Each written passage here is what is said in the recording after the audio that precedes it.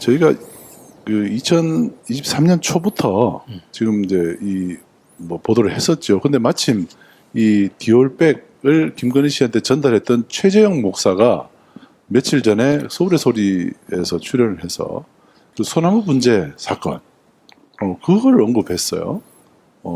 그 영상을 우선 한번 보시죠. 한남동 관저가 끝나고 입주를 했습니다. 그리고 네. 대통령이 첫 출근을 했다고 뉴스에 나왔어요. 네. 그리고 나서 11월 23일 날 어떤 사건이 벌어졌느냐. 백석대학교 설립자 장종현 박사가, 이 장종현 박사는 학교에 많은 그런 부정부패를 저질러서 감옥에도 갔다 온 분이고 많은 그 혐의가 많은 분이에요. 네. 목사이면서도 교육자인데, 그래가지고 이 사람은 지금도 많은 그런 어떤 청탁의 가능성이 있는 사람인데, 이 사람이 1,000만 원 이상 상당의 고급 분재를 학교 트럭에 실어서 한남동 관저에 배달하는 게 포착이 돼가지고 더 탐사라는 매체에서 그걸 작년 연초에 집중 보도를 했어요. 예. 그럼 뭐냐, 서초동 사저 관저에서도 선물을 받은 것뿐만 아니라 관저, 한남동 관저, 지금의 관저에 들어가서도 그 구중궁궐 안에서도 그 짓을 하고 있는 겁니다. 상당히 최재형 목사님이 지금 많이 화가 나셨는데요. 그러니까 우리가 디올 명품백은 아크로비스타 사저에 있을 때, 그러니까 관저로 이동하기 전에 2022년 9월에 있었던 일이죠. 이제 명품백을 받은 사건이고요. 이제 지금 이제 얘기하시는 대로 김건희 씨가 이 관저로 들어가고 난 이후에도 여전히 그 못된 버릇을 버리지 못했다. 아마도 관저에 들어가서 사저에 있을 때도 뭐 그렇긴 하지만 관저에 들어가서도 그런 저런 그 청탁성 뇌물들을 그 스스럼 없이 받는 일들이 계속 반복됐다고 얘기한다면 이건 보통 일이 아니거든요. 네. 그래서 어떻게 보면 저희가 사실은 이제 최초로 이 백석대에서 그 고가의 분재를 관저를 통과했던 이 동영상 굉장한 사건이었거든요. 맞습니다. 근데 별로 주목을 받지 못했어요. 근데 저는 이 디올백 보도가 나가고 나서 이 분재 사건도 같이 지금 더 이제 좀 코로나가 됐으면 좋겠다 생각했는데 그렇죠. 많이 주목들을 안 해주셨는데 최재형 목사님께서 발언을 해주셔서 굉장히 감사하네요. 네. 저희가 오늘 썸네일을 이제 관저 게이트가 열리나라고 얘기를 했던 게 그동안 당연히 열렸어야 될, 그리고 당연히 관심을 가졌어야 될 소나무, 고가의 소나무 분재 관저 배달 사건. 네. 이 부분들, 우리 최재형 목사님의 그 명품백 디올 사건은 사실은 뇌물로 보기는 좀 어렵죠. 그 목사님께서 뇌물을 줄 수 있는 사람은 아니니까. 아니시니까 그렇게 받을 가능성이 있는 사람이다라는 걸 분명하게 보여주는 그렇죠. 그런 거죠. 그렇지만 이 소나무 분재 같은 경우는 지금 현재 교육부의 여러 가지 그 감사, 그다음에 재판권으로 지금 이 대학교 그 총장직에서도 지금 물러나 있는 장종현 입장에서는 총장직에서 물러난 게 아니라요. 그 이제 설립자이고 그 이제 백석예술대학교 같은 경우는 이제 그 아내가 총장인 거고, 아내가 총장이고, 그리고 이제 백석 천안대에서는 여전히 장종현 목사가 하고 있고, 또 문화대가 있고 이렇게 세 학교가 있는데 다 설립자는 장종현 목사고요. 이제 교육부에서 문재인 정권 당시에 이제 감사를 받아서 이제 이사장 파면 요구를 받았었죠. 네. 이사장 파면 요구를 받았고, 그래서 어쨌든 지금 문재인 정권 사학비리 감사 때문에 그 장종현 이사장이 여러 가지로 지금 교육부에서 제재를 받고 있는데 이걸 지금 회복을 하려고 하는 거 아니에요, 지금? 원위치로 돌리려고. 그런 차원에서 장종현 백석대 이사장 입장에서는 뇌물을 제공할 이유가 있는 거예요. 그래서 그렇죠. 이 소나무 분재는 단순히 김영란법 위반이 아니고 이것은 뇌물입니다. 그리고 1,000만 원 이상의 뇌물은 특가법 적용 대상이거든요. 예. 이제 장종현 목사 같은 경우는 문재인 정권 당시에 본인이 어떤 학교에서 부정한 일들을 하고 있는 것들을 굉장히 많이 지적을 받았으니까 이제 문재인 정권에 대해서 감정이 굉장히 많이 안 좋았다고 해요. 그렇기 때문에 윤석열 정권을 창출하는데 그만큼 더 심혈을 기울이고 열심을 낸 거고요. 그리고 거기에 이제 더 유착을 할 만한 이유가 더 있는 거죠. 그러니까요. 네. 뇌물을 줄 만한 동기가 있다라는 그렇습니다. 것이 핵심입니다. 자, 당시에 최재형 목사가 이렇게까지 중요하게 인용을 했던 이유는 실제로 분재 이동 과정이 촬영이 돼 있어요. 네. 그 당시에 더 탐사 당시에 취재했던 영상인데요. 11월 그때가 23일이었나요? 그죠? 11월 23일 그때 이동하는 그 장면 다시 한번 보시겠습니다.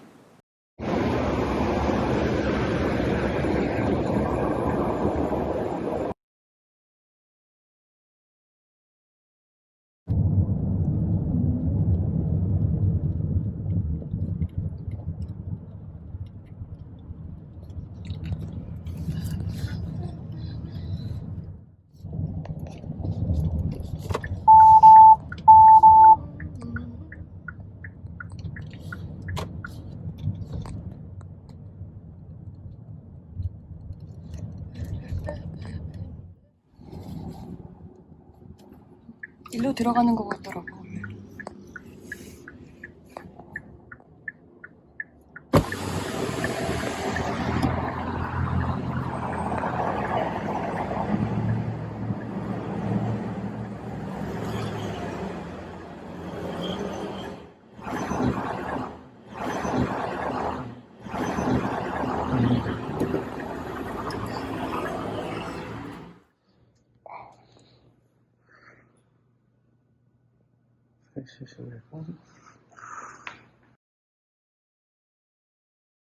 네, 전날 이제 당일날 새벽부터 저희가 주차장에서 차량을 찾아서 계속해서 저 차량을 주시하고 있었고요. 그러니까 아마 전날 다 작업을 해놨겠죠. 소나무 네. 분재도 넣어놓고 차량에도 스티커를 붙여서 학교 로고를 가려놓은 상태였었고요. 그런데 한 11시쯤 출발을 해서 이제 관저로 갔다 와서 오후에는 다시 스티커를 뗀 그런 모습이었고요. 네. 네, 이 소나무 분재는 저희가 더 추가 취재를 한 결과 천안 백석대 비닐하우스에서 키워서 이제 방배동으로 가지고 와서 네. 저렇게 또 관저로 싣고 간 거였죠. 네. 그러니까 저희 취재진들이 그 제보를 받고 그 새벽부터 이 잠복의 취재 끝에 그 소나무 분재가 백석대를 출발해서 대통령 관제로 들어가는 전 과정들을 다 영상에 그 담은 겁니다. 네. 그 결국은 이 소나무 분재가 그 떳떳하지 못한 선물이기 때문에 백석대에서 출발할 때는 그 학교 그 로고 그리고 이름이 나오는 것을 가리고 관저로 출발을 했고 뇌물이 안전하게 전달되고 난 뒤에 다시 학교에 돌아와서는 백석 예술대를 가렸던 이제 그 테이프를 떼어버린 거죠. 네. 예. 그래서 뭐 이 정도로 완벽하게 이 뇌물 분재가 전달된 과정들을 아마 보여준 거는 일찍이 없었을 거예요. 특히 이제 이 사건은 뭐 몰카를 한 것도 아니고 있는 네. 그대로 이제 촬영을 한 것이고 맞습니다. 이 뭔가 이 김건희 씨가 뭔가 이 함정 취재라든지 몰카 취재 가지고 그 듀얼백에 대해서는 그렇게 항변을 할지 모르지만 소나무 문제에 대해서는 지금 뭐라고 답을 할 수 있겠습니까? 그렇죠. 아무 대답도 안 했고 좀 네. 안타까운 거는 언론들의 침묵이었어요. 사실 저희가 다 이제 취재 과정을 다 밝히지 못했지만 그 당시에 차량 안에서 백석 그 예술대에서 잠복을 하고 있었던 저와 김시몬 기자도 있었지만 그 관저 앞에서 추운 새벽에 몇 시간을 떨면서 지키고 또 서 있었던 기자가 또 있었거든요. 네. 저희가 그렇게 고생하면서 사실 취재한 세 명이 거였고 취재를 했죠. 예, 그래서 저희가 고생한 걸 알아달라 이러는 게 아니라 이런 사실이 지금 확인이 됐는데도 불구하고 제대로 같이 보도하지 않은 언론들도 좀 답답하고요. 네. 이 사건을 아무도 주목하지 않았기 때문에 저희가 이제 고발을 사실 고발했죠. 했죠. 네. 예, 그 고발했죠. 장정현 목사를 고발을 했어요. 네. 이제 방배 경찰서에 고발을 했는데, 근데 그 수사관이요. 사실 이제 조금 솔직한 속내를 좀 드러내기도 했었는데 이 사건을 그리고 공수처로 굉장히 보내고 싶어서 애를 썼거든요. 근데 공수처에서 안 받았어요. 왜 안 네. 봤죠?